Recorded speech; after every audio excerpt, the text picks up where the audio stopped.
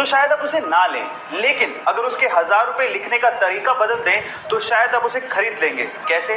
अगर उस T shirt पे 2000 रुपए लिखें और उसे काट कर 50% डिस्काउंट का स्पेशल ऑफर दिखा के फिर उसे 1000 रुपए में बेचेंगे तो शायद आपके खरीदने के चांसेस बढ़ जाएंगे। गाइस, आप इससे कितना इत्तेफाक रखते हैं चैट सेक्शन में जरूर लिखिएगा। दुनिया के बहुत से देश तरक्की के चक्कर में ये भी भूल गए कि इस धरती पर सिर्फ इंसान नहीं रहते, इंसानों के अलावा और जीव भी रहते हैं, लेकिन सारे देश एक जैसे नहीं होते। जैसे कि सिंगापुर ने जरूर जंगलों के रास्ते सड़कें बनाई, लेकिन उन सड़कों पर ब्रिजेस भी बनाए ताकि जानवर आसानी से सड़कों को पार कर सकें।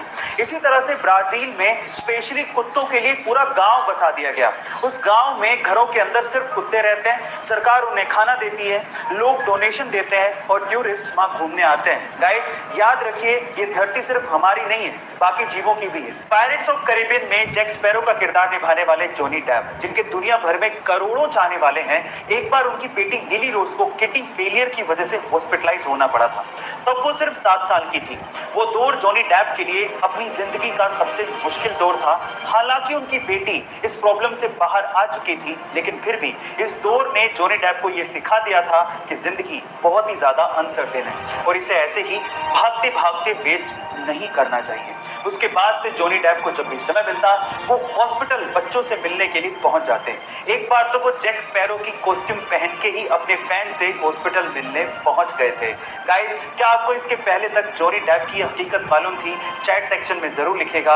अगर आपके पास आपका खुद का व्हीकल है और उसका कोई इंपॉर्टेंट डॉक्यूमेंट जैसे कि आरसी वगैरह की एक्सपायरी डेट आने वाली है या फिर वो ऑलरेडी एक्सपायर हो चुका है, तो मिनिस्ट्री ऑफ रोड ट्रांसपोर्ट की तरफ से आपके लिए एक राहत की खबर है। वो ये है कि अगर आपके वाहन का कोई भी इंपॉर्टेंट डॉक्यूमेंट 1 फरवरी 2020 को एक्सपायर हुआ है या फिर अभी एक्सपायर होने वाला है, तो उसकी वैलिडिटी गवर्नमेंट ऑफ इंडिया ने 30 सितंबर 2021 तक बढ़ा दी है। इसका मतलब आपको 30 सितंबर 2021 तक उसे रिन्यू करवाने की जरूरत नहीं है। हाँ, उसके बाद आपको इसे रिन्यू करवाना पड़ेगा।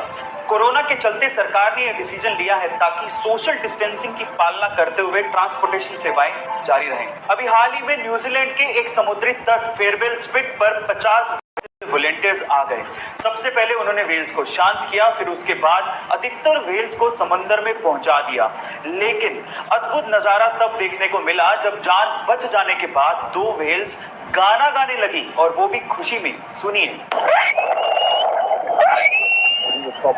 गाइस, ऐसा अद्भुत नजारा आपने पहले कभी नहीं देखा होगा। इस नजारे को देखने के बाद आपको कैसा फील? वीडियोस के लिए शेयर, सब्सक्राइब एंड लाइक। मिलते हैं अगली वीडियो में।